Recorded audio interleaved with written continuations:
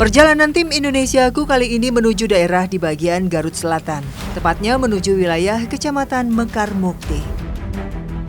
Sejak tahun 2000 lalu, sebagian warga desa Karangwangi, Kecamatan Mekar Mukti, Kabupaten Garut, menggantungkan hidupnya dari sarang burung seriti dan walet. Pekerjaan mencari dan mengumpulkan sarang seriti dan walet bukan perkara mudah. Maklum saja, dua jenis burung yang masih keluarga dekat ini bersarang di tempat yang sulit dijangkau, di tebing-tebing goa tepi laut. Untuk mencapainya tentu saja membutuhkan nyali yang tinggi karena sangat berbahaya. Bersama Iskandar, Sunaria, dan Lopi, saya akan ikut memanen sarang seriti di sekitar pantai Karangtepas. Waktu yang tepat untuk memanen sarang seriti atau walet adalah ketika ombak laut sedang surut atau di pagi hari. Kami harus bergerak cepat.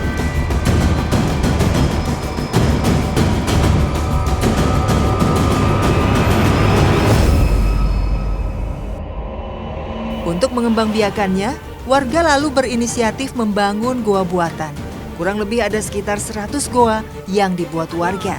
Sayang, kini hanya 5 goa saja yang aktif memproduksi sarang.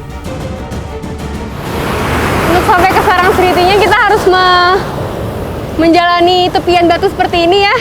Belum lagi banyak yang berlumut karena kena air ombak dan licin. Jadi mesti hati-hati pegangan. Nah ini lubang sarangnya sedang dibuka semennya. Baru nanti kita masuk.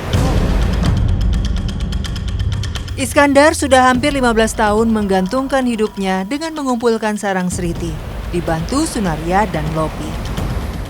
Iskandar beruntung goa miliknya masih terus saja menghasilkan sarang, meski nilainya tak lagi setinggi dulu. Nah ini dari lubang sarang seritinya keluar banyak air karena sudah lama ditutup kan, jadi kalau hujan itu akan masuk airnya. Nah begitu dibuka semuanya keluar. Udah aman tak?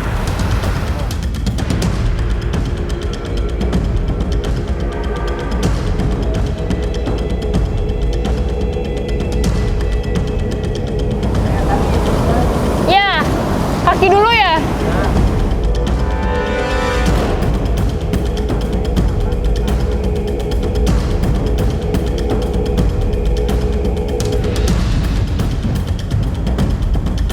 Ini saya mau masuk dan harus miring posisinya. Habis itu langsung didorong. Lubang goa tempat seriti bersarang tak terlalu besar, hanya cukup untuk dimasuki 1 orang saja. Iskandar masuk lebih dulu untuk membantu saya. Hanya dengan berpegangan pada tangga bambu, saya lalu masuk ke dalam goa. Iskandar membantu dengan menarik tangan saya ke dalam. Suasana di dalam goa terasa lembab dan berbau. Jarak pandang sangat terbatas. Gelap, nyaris tak ada cahaya yang masuk. Akhirnya saya masuk ke dalam sarang burung seriti. Lubangnya lihat, ini sangat-sangat kecil, pas di badan hanya 1 orang aja. Nah, selanjutnya kita akan ambil sarangnya ya Pak ya? Iya. Yang mana nih Pak? Nih, yang ini walet ini masih belum sempurna. Oh iya. Ayo Pak, wah ternyata luas juga loh ini di dalamnya. Bagian dalam goa ternyata cukup luas, sekitar 300 meter persegi. Kita bisa berdiri dengan leluasa. Tak kurang ada 600 sarang seriti dalam goa, sementara sarang waletnya hanya ada 50. Sarang seriti terbuat dari dedaunan, rumput dan lumut laut yang direkatkan air liur burung. Sementara sarang walet seluruhnya terbuat dari air liur burung. Tak aneh jika harga sarang walet jauh lebih mahal dibandingkan seriti.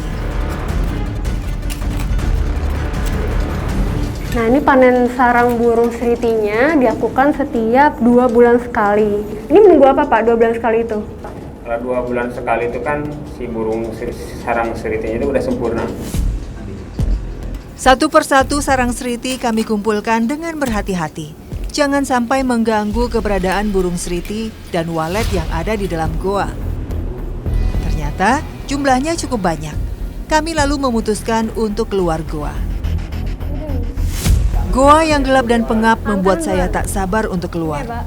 Namun sepertinya jalan keluar lebih sulit dibandingkan ketika saya masuk.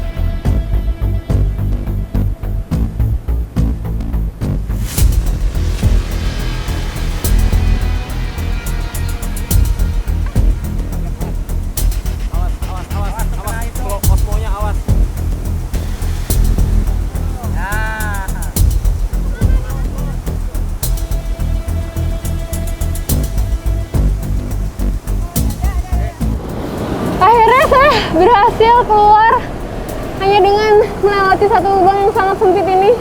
Penuh perjuangan memang, karena harus miring badannya, terus harus mengeluarkan satu demi satu tangan dan juga kaki. Kita turun.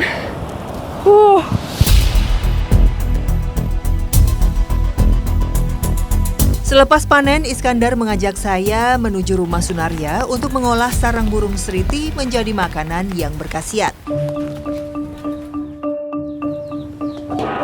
Biasanya, warga setempat memanfaatkan sarang burung seriti untuk dijadikan agar-agar yang dapat meredakan demam dan panas dalam. Mengolahnya mudah saja. Pertama, sarang dicuci dan dibersihkan terlebih dulu. Kemudian diberi air panas. Selanjutnya, pisahkan air liur seriti dengan serabut sarangnya. Diamkan beberapa saat sampai menggumpal. Tambahkan kelapa muda dan air rebusan gula aren. Istimewa. Gandel ya.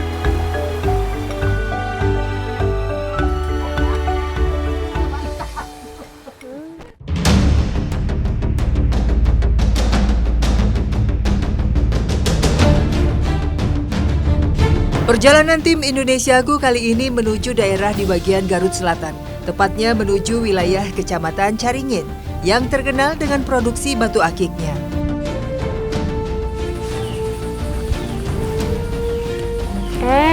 Halo semuanya, lagi pada belajar nih ya? Belajar apa nih? Dani adalah anak kelas 6 SD dari keluarga miskin. Ia tinggal di Desa Purbayani, Kecamatan Caringin, Kabupaten Garut. Selama pandemi COVID-19, Dani terpaksa belajar di rumah temannya yang memiliki HP dan ada jaringan internet. Meski dalam keterbatasan, semangat Dani untuk terus sekolah tak pernah padam.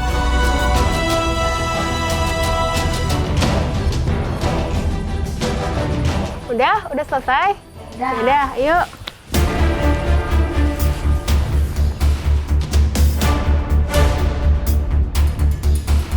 Usai belajar, Dani langsung pulang. Rumahnya ada di bawah bukit.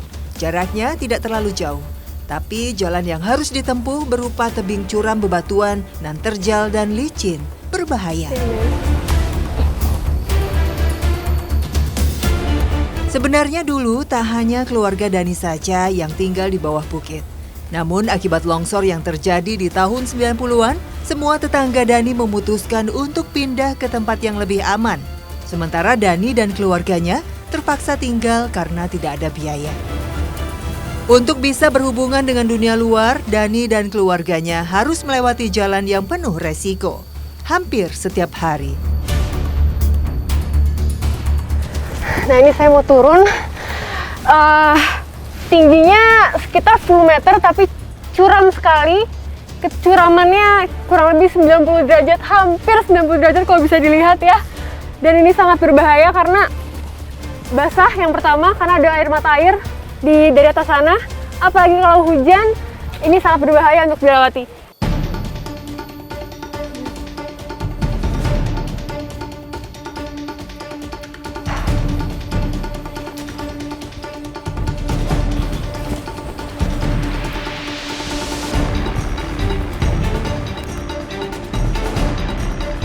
Esah, ibu dari Dani berusia 60 tahun.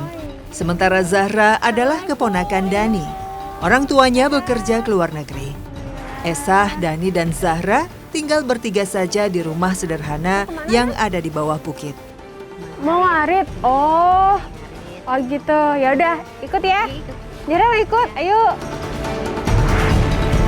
Untuk tambahan penghasilan, Dani memelihara kambing dan domba milik tetangganya. Lumayan, dari hasil memelihara kambing dan domba milik tetangga, Dani kini memiliki domba sendiri.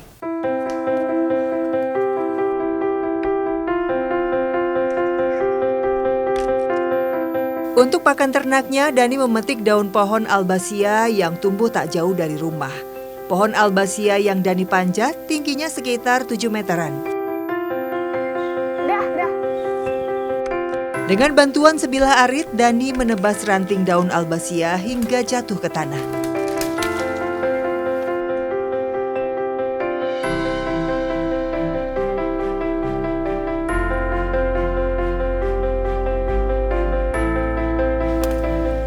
Zahra kemudian membantu Dani mengumpulkan daun albasia. Hasilnya lumayan banyak. Semuanya langsung dibawa ke kandang untuk pakan ternak.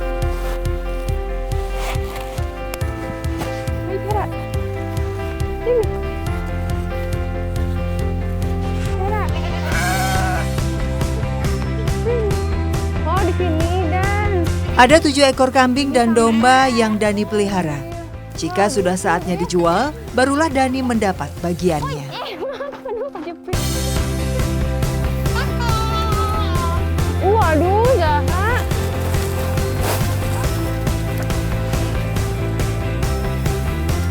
Udah berapa lama kamu nih miara kambing? Iya, Udah lama.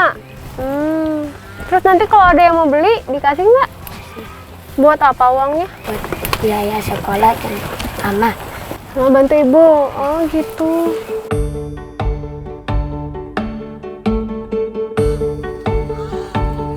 Usia Dani masih sangat muda. Meski begitu, ia cukup mandiri. Sehari-hari Dani bertanggung jawab membantu ibunya melakukan pekerjaan rumah tangga, termasuk menjaga Zahra. Ayah Dani sudah lama wafat, sementara 7 orang kakaknya sudah berkeluarga dan mengadu nasib ke kota. Bahkan ada yang sampai ke luar negeri. Ibu dari Zahra bekerja sebagai TKW di Taiwan. 2 tahun sudah ia tak pulang. Zahra sebenarnya sangat merindukan ibunya.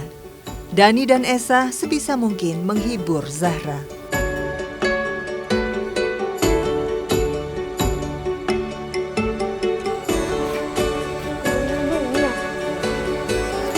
Esa sehari-hari bekerja serabutan. Apapun dilakukannya agar bisa makan. Tren tanaman hias selama pandemi COVID-19 membawa berkah tersendiri bagi Esa. Maklum saja, di sekitar rumahnya tumbuh berbagai jenis tanaman keladi hias. Esa lalu mengumpulkannya untuk dijual. Hasilnya lumayan.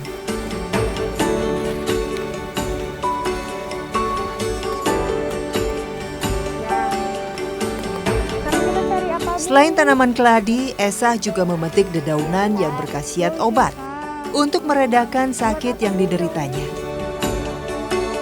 Ibu, ini daun apa ini, Bu? Daun sirsak Daun sirsak buat apa? buat landong, buat obat. Obat. Obat apa, Ibu? Obat kaki. Obat kaki.